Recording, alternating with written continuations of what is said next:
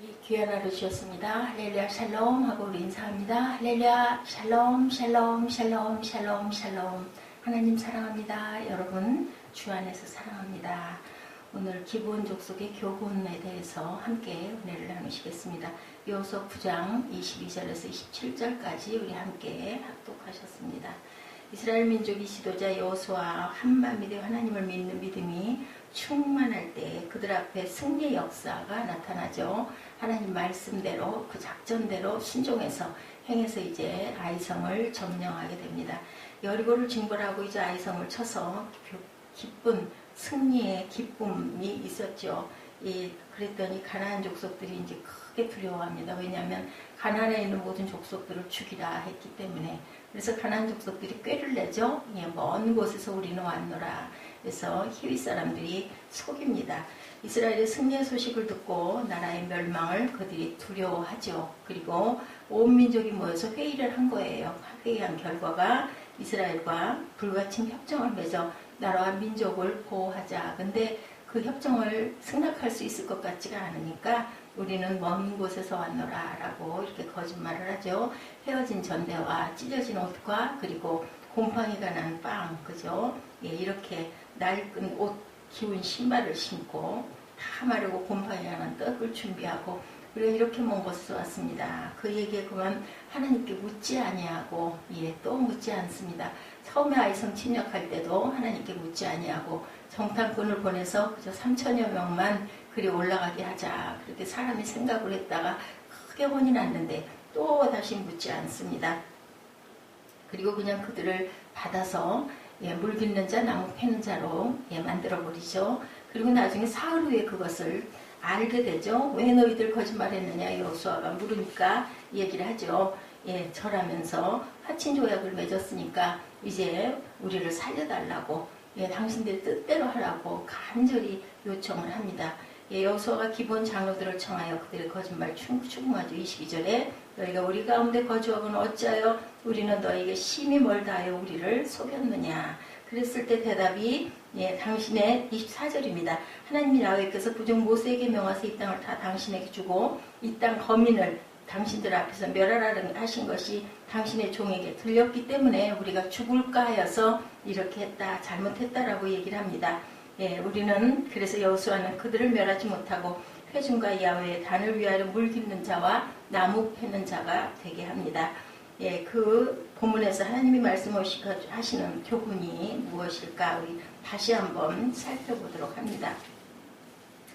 하나님 중심으로 살라는 교훈이죠. 하나님께 여쭤봤어야 되는데 그 교훈을 지키지 않았기 때문에 나중에 이 이스라엘 민족들에게 큰 여러 가지의 부담을 안게 되는 결과가 오는데 어려운 결정을 내려야 할 때 하나님께 일단 물어라. 묻는 게 뭘까요? 기도해야 되겠죠. 그래서 하나님이 감동, 평안과 기쁨의 마음을 또 소망의 마음을 주셨을 때 어떤 일이든지 행해 나가야 되겠다.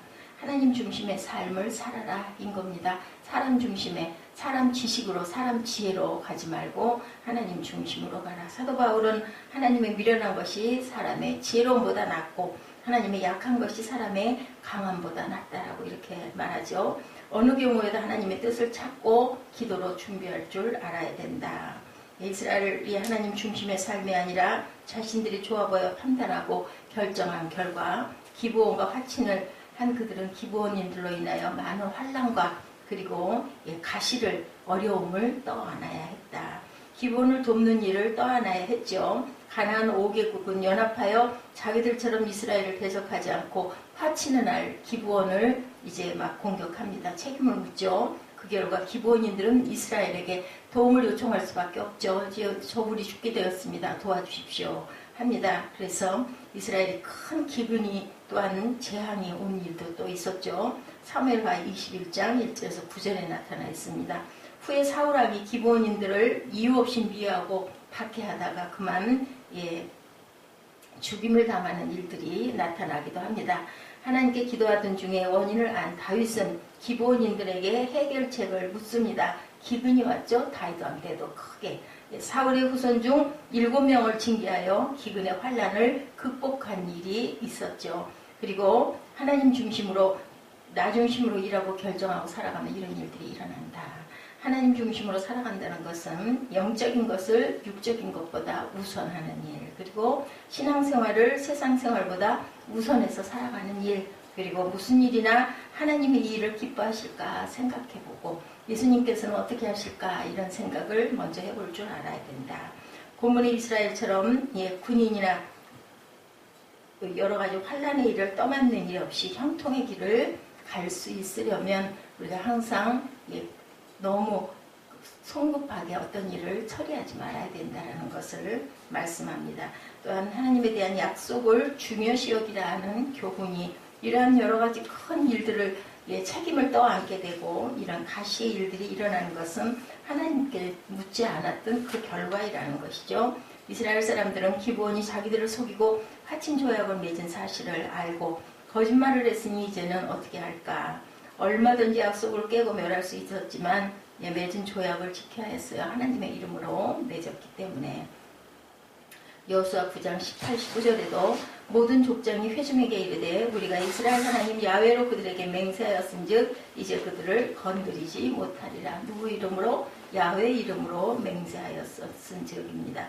우리가 본받아야 할 것, 하나님의 이름으로 우리가 어떤 약속을 했을 때, 어떤 서원을 했을 때는 꼭 그것을 지켜야 된다.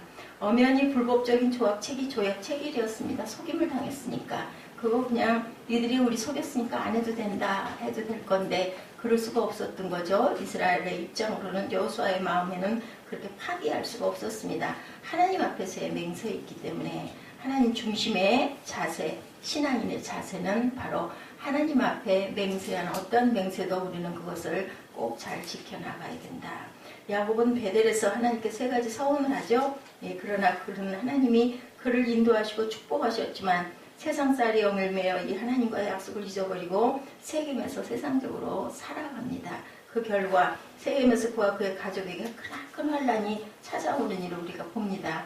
야곱이 뒤늦게 자신이 하나님과의 약속을 내가 잊어버렸다라는 것을 깨달죠. 그래서 다시 베델로 올라갈 때 환란을 다시 이기는 것을 우리가 봅니다. 삼손은 날 때부터 나시린으로 택함을 받은 사람이죠. 세상을 금하고 세상 음식을 금하고 하나님만 바라보고 하나님의 일만 하라고 부름을 받았는데 결국은 누가 데릴라에게 그냥 그만 자기의 비밀을 알려주는 바람에 힘을 잃어버리는, 그러고 나서 얼마나 큰 환란, 두 눈이 뽑히고 결국은 그저 성전과 함께 나를 죽게 해주옵소서 하고 기도한 결과 성전이 무너져서 그 위에 무너져서 삼손이 죽습니다. 근데 거기 성경에 보면, 이상에 보면 살아서 죽였던 숫자보다도 오히려 그 마지막 죽을 때 성전이 무너져서 함께 죽은 그러한 적군의 숫자가 더 많았다라고 이렇게 나타나고 있습니다. 세상을 금하고 세상 음식을 금하고 하나님만 바라보고 살아라. 그게 누구예요? 우리에게 하나님께 주시는 저희들입니다. 이 기브온 족속들이 하나님의 그 서원을 그것을 실천하고자 세상을 속였던 그것도 하나님께서는 그 마음을 사랑하셔서 그분들을 죽이지 않으셨던 것처럼 우리 또한 이방인이고 구원받을 수 없는 자였는데 하나님께서는 그 마음을 보시고 하나님의 뜻을, 하나님을 그 소망하는 그 뜻을 보고 사랑하셔서 우리를 살려주신 그것이 바로 오늘 나타난 22절에서 27절까지의 기브온 족속에게 베푸신 하나님의 은혜죠. 믿음 있는 자들이 복을 받죠. 세 번째로는 이스라엘 민족은 모세로부터 젖과 꿀이 흐르는 가나안을 약속받고도 믿지 못해서 첫 세대가 광야에서 모두 다 죽는 것을 우리가 봅니다. 그런데 기브온인들은 하나님의 약속을 받은 이스라엘 사람들보다 더 확실하게 믿었다. 왜냐하면 죽을 위기에 놓여 있었기 때문에 받아주지 않으면 이제 우리는 꼼짝없이 죽게 됐어요. 사면 초과인 상황에 그 약속을 하나님을 바라봤기 때문에 더 절실하게 하나님을 믿죠. 당신 하나님 야훼께서 그 종 모세에게 명하사 이 땅을 다 당신에게 주고 이 땅 모든 거민을 당신들의 앞에서 멸하라 하신 것이 당신의 종에게 우리는 분명히 들었나이다. 당신들을 인하여 우리 생명을 잃을까 심히 두려워하여 속였나이다. 9장 24절에 그렇게 증거합니다. 확실하게 하나님을 믿은 거죠. 왜냐하면 라합의 사건을 그들은 들어서 알고 있기 때문이죠. 우리도 이런 믿음을 본받아야 할 줄로 믿습니다. 그래서 간증이 중요하고 간증을 들음으로 진짜 살아계셔 라는 것을 우리가 한 번 더 생각할 줄 아는 저와 여러분들이 되셔야 되죠. 살아계신 하나님을 우리가 항상 느끼고 살아가야 된다. 그래서 기뻐하시는 그 축복, 멸망에서 기브온 족속들을 구원해 주시죠. 죽을 수밖에 없는 생명이었는데 거짓말을 했음에도 불구하고 하나님을 바라보는 마음이 절실했기 때문에 정말 믿음으로 나아갔던 것을 알았기 때문에 어땠어요? 멸망에서 구원의 길로 인도해 주시는 것을 우리가 봅니다. 두 번째, 영원토록 보호해 주시죠. 그들이 이스라엘과 화친하자 가나안 5개국이 연합하여 그들을 침공해 올 때 이스라엘이 그들을 돕죠. 그래서 보호해 줍니다. 세 번째로는 하나님의 제단을 섬기는 축복. 물 기르는 자, 나무 패는 자는 레위 족속들만 할 수 있는 일이었는데 그 일을 맡아서 지금도 그 자리에 있더라 하고 마지막 절에 기록되어 있습니다. 27절에 야훼 단을 위하여 물을 깃고 나무 패는 직임을 주셨다라고 증거하고 있죠. 그것이 오늘까지 이르니라. 아주 중요한 구절입니다. 27절 마지막 오늘까지 이르렀다. 그게 뭐예요? 끝까지 그 일을 했다라는 것을 나타내고 있죠. 오베데돔 같은 훌륭한 인물이 받을 축복을 멸망받을 수밖에 없는 이 히위 사람들, 이 사람들이 그 일을 감당하게 됐다라는 겁니다. 악인의 장막의 거함보다 내 하나님 성전의 문지기로 있는 것이 좋사오니 시편 84편 10절에도 이렇게 말씀하고 있습니다.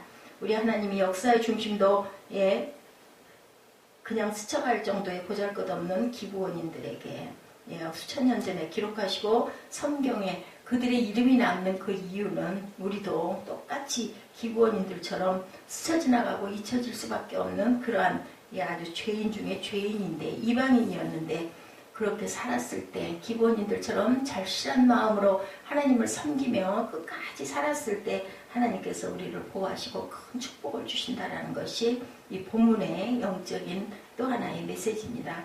본문을 기록하시고 어떻게 해요? 우리들을 통하여서 이 성경을 통해서 우리가 그것을 보고 예수 그리스도의 십자가만이 우리를 정말 구원해 주시는구나. 이런 겸손한 마음, 섬기는 마음을 갖고 살아가야 되겠다. 그리고 기브온인들처럼 봉사를 우리가 어디에서 하나님의 나라에서 열심히 섬기고 봉사할 때 그 아름다운 직분을 귀하게 여길 줄 알아야 된다. 귀한 은혜 이렇게 직분 받았어도 그 직분에 얼마나 우리가 충실하고 열심히 온 마음을 다해서 섬기고 살아가고 있는지를 한 번 더 생각하고 돌아봐야 될 줄로 믿습니다. 어때요? 기본인들처럼 하나님을 경외하고 말씀을 믿고 믿은 것을 실천하고 섬기고 나가는 2017년 되시기를 주님의 이름으로 축복합니다. 우리 22절에서 27절까지 9장 다시 한번 합독하시고 기도하는 시간 갖도록 하겠습니다.